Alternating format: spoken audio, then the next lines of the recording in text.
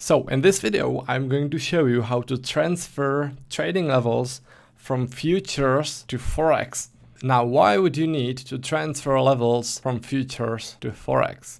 The reason is pretty simple. If you want to trade intraday trades using the volume profile, then it is a bit more precise to create your levels on futures than on forex. The reason for that is that futures is a centralized market.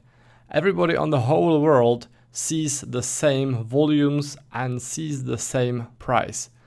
Forex, on the other hand, is decentralized, which means that every data provider has a bit different volume and price data. So this means that, for example, two brokers can have a little bit different price or volumes. All right? This only applies on forex. On futures, everybody on the whole world sees the same volumes and the same price action. So this is the reason why it's a bit more precise to create your intraday trading using futures and then transfer them to forex and trade forex. All right. I don't really think that this would be useful for swing trading because in swing trading the difference is just too small to bother. All right. This just applies to intraday trading.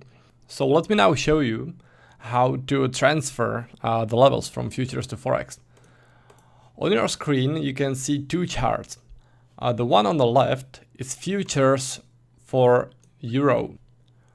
The other one is the euro dollar. If you look at the price development, it's heavily correlated, almost 100% correlation. Both are 30-minute charts. As you can see, the charts look basically the same. I would say that they are like 99% identical. But if you look at the price values, those are not the same. Currently, the price on futures on the euro is at 1.1099, whereas on forex is 1.1084, which is 15 pips apart. The price moves the same, but the price level is different.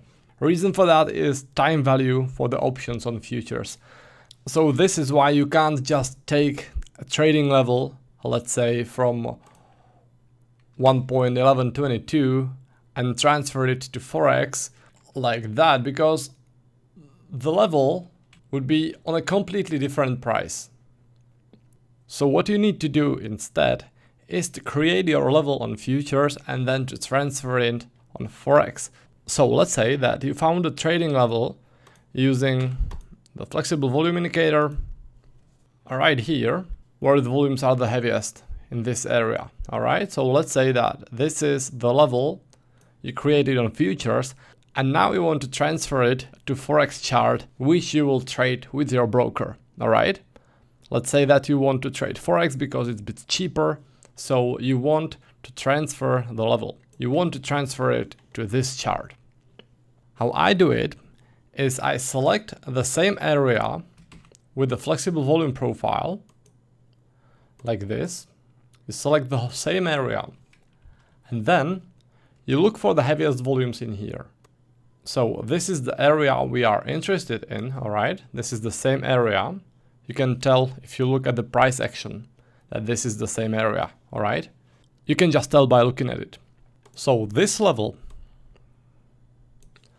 would be exactly in here. Let me draw a line there. This level is this level. This is how I do it. This is how I transfer the levels. You can also look for a sort of confirmation if you look at the candles. You want to look, for example, where body opens, where the body closes. If you, for example, look at futures data, you can see that the level is below this candle's body, all right? Exactly below it. If you look at forex, then it's a little bit above, but it's 0.3 pips, so there's not that big difference, all right? So this is sort of confirmation of the level that you transferred it right. You can also look for more confirmations. Let's have a look, for example, at this candle. The body of the candle touches the level like this. And if you look at the right side of the screen, where the Forex chart is, you can see the candle in here. It almost touches the level, so I would say that's all right. Okay, it's just like 0.3 or 0.4 pips. So that's pretty close, I would say. All right, so that's how you transfer the levels. It's best to use the volume profile first, and then for sort of confirmation, you can also look on the candles, just like I showed you. So you can transfer levels like this for currency futures in the euro, British pound, and the Australian dollar, US dollar. For those major pairs and future symbols, you can do it like I just showed you. However, it is a bit more complicated for futures on a Canadian dollar, Japanese yen, and the Swiss franc. The reason is that in this case, the American dollar is quoted on the right side like this: euro dollar, British pound dollar, Australian dollar, US dollar. But in here, there is the US dollar, Canadian dollar, US dollar, Japanese yen, and US dollar, Swiss franc. US dollar is on the other side. And for that reason, the charts for US dollar, Canadian dollar, US dollar, Japanese yen, and US dollar, Swiss franc are reversed from their futures counterparts. That means if futures on Canadian dollar goes upwards, then US dollar, Canadian dollar will go downwards in exactly the same way. They are heavily correlated, almost 100% correlation. So the charts will look the same, only reversed. One will go upwards, the other one will go downwards. For those pairs, it's like that. And this is a bit of a pain in the ass, actually, if you want to transfer the levels from futures to Forex. It takes a bit more of time, and also 1 pip on Forex isn't equal 1 tick on futures for those pairs. Let me demonstrate, alright? The left chart, this one, is a 30-minute chart of the futures on Canadian dollar.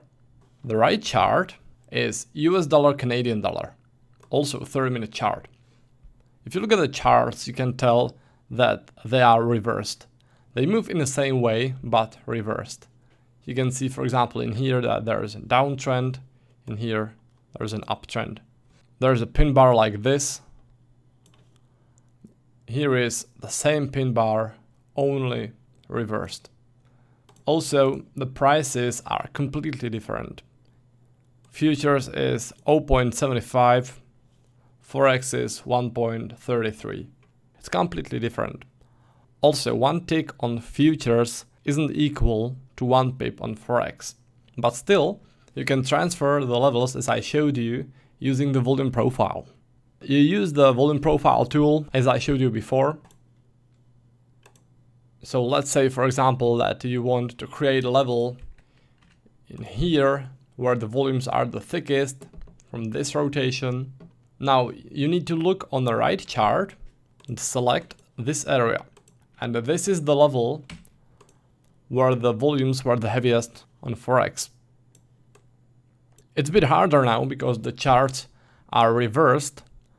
This level would be short level on futures, but it would be a long level on Forex. If you look for some confirmation on the candles, you can look, for example, on this candle. You can see that the line is almost at the bottom of this wick. Almost. In here, the line hits the high of this candle. So in this example, it is the high of the candle. In this example, the line hits the low of the candle. All right, this is the confirmation you're looking for. You only need to remember that it's reversed. At first, this will take you some time. Afterwards, it will become automatic process, and it won't take that long. It's pretty easy actually if you do it every day, but it takes some time to get used to it, especially when the charts are reversed. Now there is one more thing I wanted to point out, and the thing is older levels.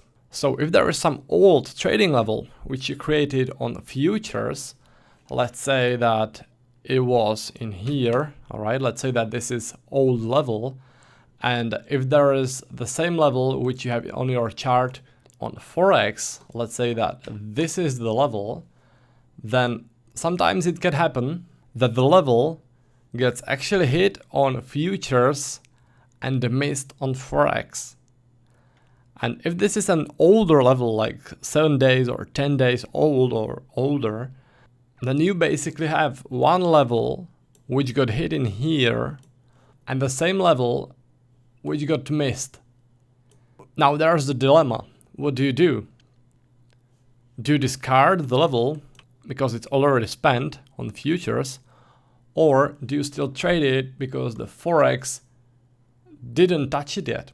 Now, if the level is old, like 7 or 10 days, it's best to analyze the level using forex. The reason is, if you remember at the beginning of this video, I was talking about the time value of the option, which is on the futures contracts.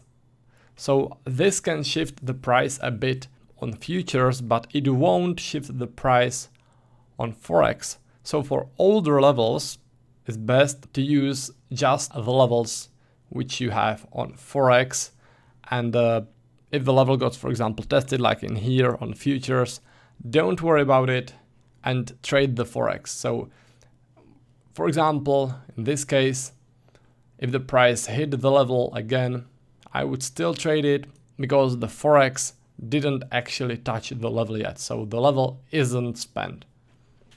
Does it make sense? I hope it does. If all of this seems a bit complicated, then I think you don't actually need to worry about it that much. If you want to make things more simpler, then just forget that there is a futures and just trade forex as you are used to. The difference between those two regarding the volumes and the price action is so small, it's so tiny, even though forex is decentralized, and then only on some rare occasions the difference would be noticeable. In most cases there won't be any difference, and it will be much easier for you just to follow forex. Alright, so if this is just too complicated, if you don't want to spend time with it, I don't think you need to worry about this that much. Just stick with forex, use the volume indicators and the VWAP for forex. You will see that you will have basically the same results as if you're using futures. If you want to be super precise, then maybe you can start creating your trading levels on futures and then shift them on forex and trade them on forex because it's a bit cheaper. But if you don't need to be that extra precise, like I think like 90% of all of you don't need to be, then just stick to forex. Alright, so that's for this video. I hope you found it useful, and I'll see you in the next one.